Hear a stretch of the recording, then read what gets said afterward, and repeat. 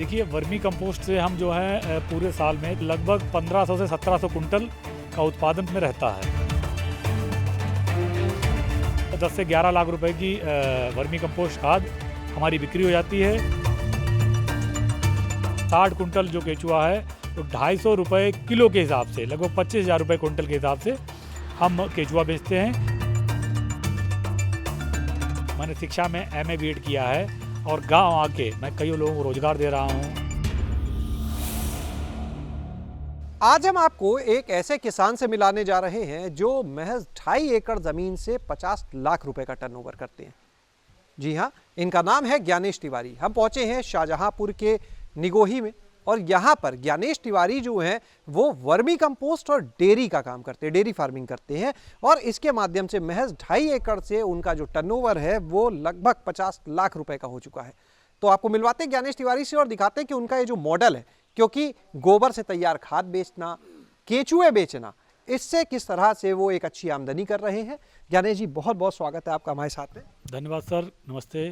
ज्ञानेश जी, ये बताएं कि ये कहाँ से ख्याल आया आपको वर्मी कंपोस्ट और डेयरी फार्मिंग, कब से शुरू किया? 2014 में हमारे उत्तर प्रदेश शासन में कामधेन डेयरी के नाम से एक प्रोजेक्ट आया था, जिसे मैंने जो है शाहजहांपुर में सबसे पहला लाभार्थी मैं हूँ जिसे ये डेयरी आवंटित की गई। कुछ दिन चलने के बाद उसका जो गोबर था डेयरी का, ये लग रहा था कि इसका कोई जो है सही से इसका उपयोग नहीं हो पा रहा था। तो मुझे जो है ये बताया गया कि आप इसके गोबर से अगर वर्मी कंपोस्ट खाद पे काम करते हैं तो एक बहुत बड़ा जो है इस पर हम कमाई कर सकते हैं और एक ऑर्गेनिक पे भी हम अपना काम बढ़ा सकते हैं। तो उसके बाद से ही हमने वर्मी कंपोस्ट यूनिट पे शुरुआत की 2018 से। आज हमारे पास जो है पिट जो स्थितियां हैं वो लगभग 200 के करीब हैं और डेयरी फार्म हमारा जो है सुचारू रूप से चल ही रहा है। जी, अगर बात करें वर्मी कंपोस्ट की तो सालाना कितना आपका इसका उत्पादन रहता होगा? देखिए, वर्मी कंपोस्ट से हम जो है पूरे साल में, चूँकि थोड़ा सा मौसम का भी इससे फ़र्क पड़ता है, तो हम लगभग 1500 से 1700 कुंटल का उत्पादन पूरे साल में रहता है।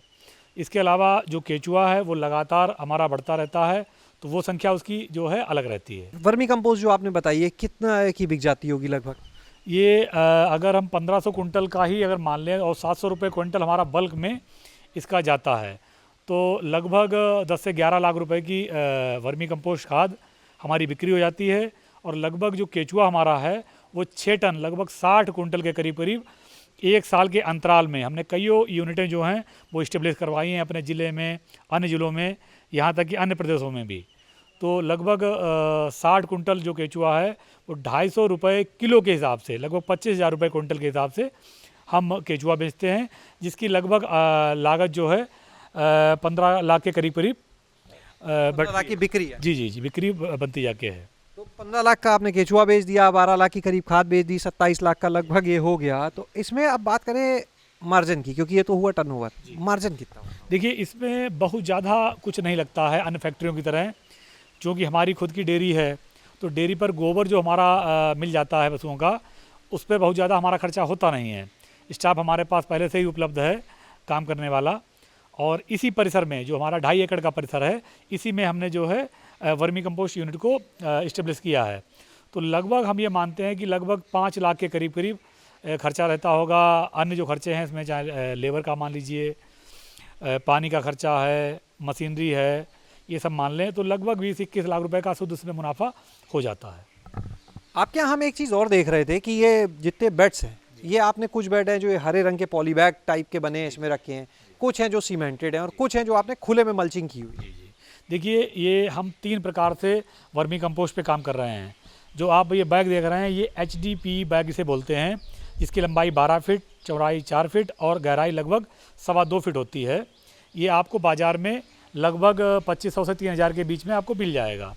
इसके बाद दूसरा पिट जो है आपने देखा होगा, जिसे हम प्रॉपर पिट मेथड बोलते हैं, जिसमें हम ईंटों का एक स्ट्रक्चर बनाते हैं जिसकी लंबाई 15 फीट, चौड़ाई 3 फीट और गहराई 1 फीट रहती है। तीसरा जो सबसे अधिक पिट हमारे पास है उसे हम विंड्रो मेथड बोलते हैं। किसी भी समतल भूमि पर हम एक पन्नी बिछा के और साइडों में किनारे पर एक सरी ईंटें रख देते हैं और बीच में उसे कवर नुमा शेप देते हैं। तो ये विंड्रो मेथड होता है, उसमें कोई बहुत ज़्यादा लागत लगती नहीं है। तो 3 मेथड हमारे पास वर्मी कंपोस्ट के हैं।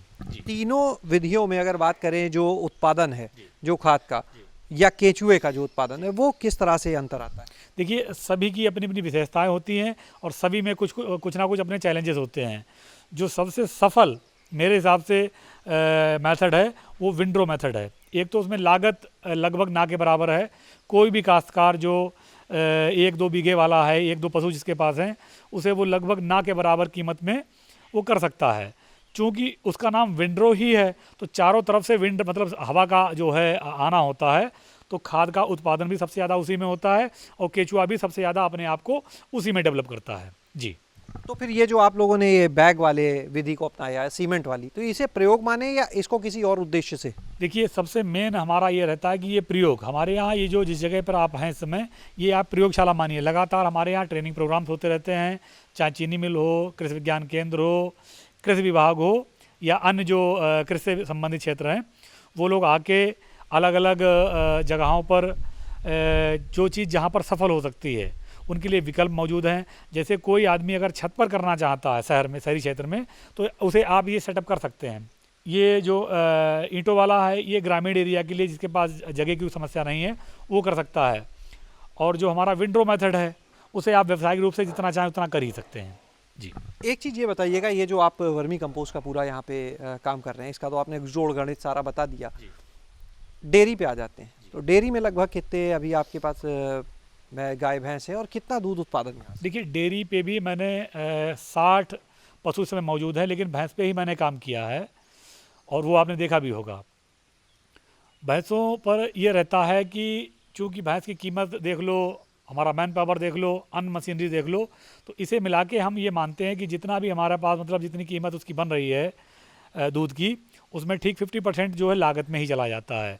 तो लगभग अगर इस समय हमारे पास 1 से 125 लीटर के करीब, 1 कुंटल से लेके 125 लीटर तक दूध हो रहा है, तो जिसकी कीमत रोज़ 6 से 7 हज़ार रुपये लगभग हो जाती है।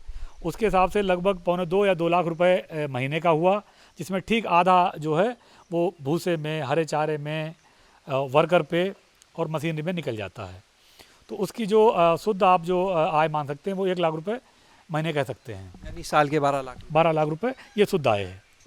तो यानी ये 2.5 एकड़ के जो आपने बताया क्षेत्रफल, उसी में ये डेयरी और वर्मी कंपोस्ट सब कुछ इसी में है? ये इसी परिसर में है। इसे हमने इस तरीके से सेटअप किया है जिसमें जो है हम आसानी से ट्रांसपोर्टिंग में आपस में, जैसे गोबर हमको बहुत दूर नहीं ले जाना है, पानी के लिए अलग से व्यवस्था नहीं करनी है। जो समरसेबल हमारा पशुओं के लिए यूज होता है वही हम जो है वर्मी कंपोस्ट पे यूज करते हैं।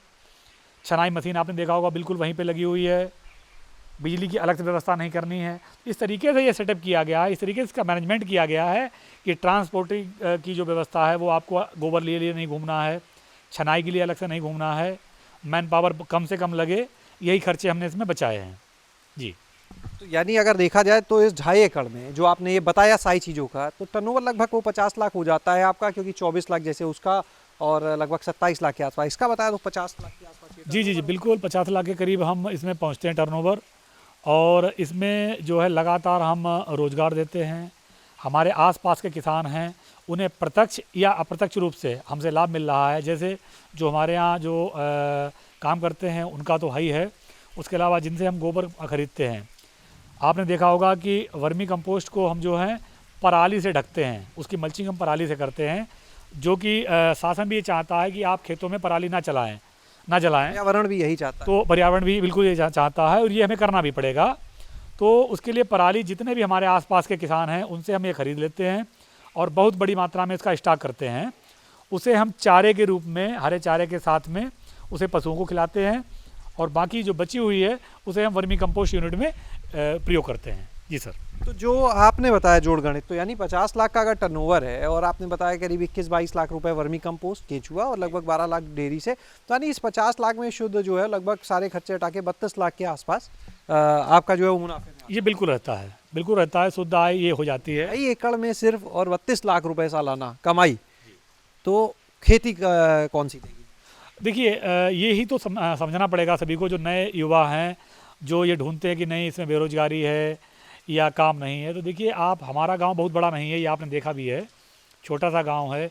मैंने शिक्षा में MA BEd किया है और गांव आके मैं कई लोगों को रोज़गार दे रहा हूँ। मैं बीएड किया, बीएड तो आगे भी पढ़ाने से जुड़ी हुई पढ़ाई है, तो उसी उद्देश्य से किया था या बस कर लिया था? उस समय उद्देश्य खैर पढ़ाने का ही था, लेकिन आपने जो बात कही कि मेरा उद्देश्य उसमें पढ़ाने का था, तो मैं जो है किताबी ज्ञान ना पढ़ा के कहीं न कहीं कुछ ना कुछ तो पढ़ा ही रहा हूँ, चाहे वर्मी कंपोस्ट यूनिट का हो, पशुपालन का हो, ऑर्गेनिक खेती पर कि हाँ हमें अपने स्वास्थ्य की तरफ भी ध्यान देना है, पर्यावरण की ध्यान देना है, तो ये भी तो मैं पढ़ा ही रहा हूँ। तो काम तो शिक्षा का चल ही रहा है। टीचर भी बन गए, उस डिग्री से ना सही लेकिन टीचर भी बन गए और अच्छा एक रोजगार भी हो सिर्फ सब्जेक्ट बदला है, और इससे जो है कई युवा जो हमारी जुड़े हैं हमसे, वो धीरे धीरे उन्होंने भी प्रयास किया है कि वो हमारी तरह ये काम शुरू करें। गया। अगर कोई व्यक्ति जिस मॉडल पे आप हैं कि अपनी डेयरी हो साथ में वर्मी कंपोस्ट का काम हो, तो जिस मॉडल पे आप काम कर रहे हैं, अगर कोई छोटे स्तर पे की एक शुरुआत करना चाहे तो कैसे कर सकता है, कितनी लागत लगानी होगी, इसके बारे में? देखिए बहुत ही आसान है। हर जो किसान है उसके पास 2, 4, 6 पशु होते हैं। उसके लिए हर काश्तकार को या जो युवा है उसको यूनिट खोलने की ही आवश्यकता नहीं है। आप 1 पीठ से शुरू करिए, 2 पीठों से शुरू करिए, और जो उससे वर्मी कंपोस्ट खाद आपको मिल रही, देखिए गोबर तो उसके यहाँ पशु पले हुए हैं, तो गोबर उसको लेना नहीं है। उसी गोबर को अपने 1 या 2 या 3 पीठों में यूज कर रहा है। उससे जो खाद तैयार हुई और उसके पास जो खेती है 2 बीघे, 4 बीघे, 6 बीघे, तो उस खेती में आप डालिए, तो आपका एक तो जो फर्टिलाइज़र खाद का खर्चा है वो आपका कम हुआ, तो आपकी वो कमाई ही बढ़ी। दूसरा ये आपको मन में कम से कम रहेगा कि अब हम जो इसका जो उत्पाद तैयार हो रहा है वो शुद्ध है, जो समाज को दे रहे हैं या खुद खा रहे हैं, इसमें जहर नहीं है, तो ये भी एक इसमें काम रहेगा। जी सर। एक बात कही जाती है कि वर्मी कंपोस्ट के काम के लिए गाय का गोबर जो है वो ज़्यादा अच्छा माना जाता है। आपके हम देख रहे हैं गाय भैंस दोनों है, तो आप क्या सिर्फ गाय से तैयार करते हैं, गाय भैंस दोनों से? देखिए ये समाज में कैटेगरी बांटी गई हैं, गाय का दूध अच्छा है, भैंस का दूध ऐसा है। देखिए सबकी अपनी अपनी विशेषताएं होती हैं। गाय गोबर देती है, उसकी गुणवत्ता अच्छी है, बिल्कुल हम उसे नकारेंगे नहीं, लेकिन ऐसा नहीं है कि सिर्फ गाय के गोबर से ही अच्छी गुणवत्ता की खाद बन सकती है। वर्मी कंपोस्ट खाद का जो उत्पादन हम बहुत बड़े स्तर पे कर रहे हैं, वो आप ये मानिए कि लगभग 90% गोबर भैंस का ही होता है। उसमें जो हमारे गांव में जो पत्तियां इकट्ठी होती हैं पेड़ों की सूखी, वो हम उसमें मिलवाते हैं, जिससे उसमें कार्बनिक मात्रा और बढ़ जाती है। अन्य चीज़ें भी हम उसमें मिलाते हैं, जैसे ट्राइकोडर्मा है, पीएसबी है, एजेक्टोबैक्टर है, इससे गुणवत्ता हम और अधिक बढ़ा देते हैं। तो ये आप निर्भरता ये नहीं कि सिर्फ गाय है तो उसकी ही खाद बहुत अच्छी बनेगी। यहाँ तक कि ये बताया गया है कि जो पशु जो भी आपको मिल जाए उसका गोबर वर्मी कंपोस्ट खाद में आप प्रयोग कर सकते हैं और अच्छी गुणवत्ता की आपको खाद प्राप्त होगी। तो आपने देखा यहाँ पर ज्ञानेश जी को, उन्होंने बताया कोई उनका ये जो पूरा एक मॉडल है जिसमें वो सिर्फ 2.5 एकड़ में 50 लाख का लगभग टर्नओवर कर रहे हैं और लगभग 32 लाख रुपए के आसपास आमदनी कर रहे हैं। इतनी कम ज़मीन पर इतनी आमदनी, आप अंदाज़ा लगा सकते हैं। बनना तो चाहते थे शिक्षक, लेकिन वहाँ किसी स्कूल के अध्यापक ना बनकर आज वो अपने क्षेत्र में ज़रूर अध्यापक का काम कर रहे हैं, क्योंकि दूसरे किसानों को इस काम का वो प्रशिक्षण देते हैं, पशुपालकों को प्रशिक्षण देते हैं कि कैसे वो इस काम से जुड़कर वर्मी कंपोस्ट तैयार करके डेयरी फार्मिंग करके एक अच्छा मुनाफा ले सकते हैं। शैलेश अरोरा, गाँव जंक्शन।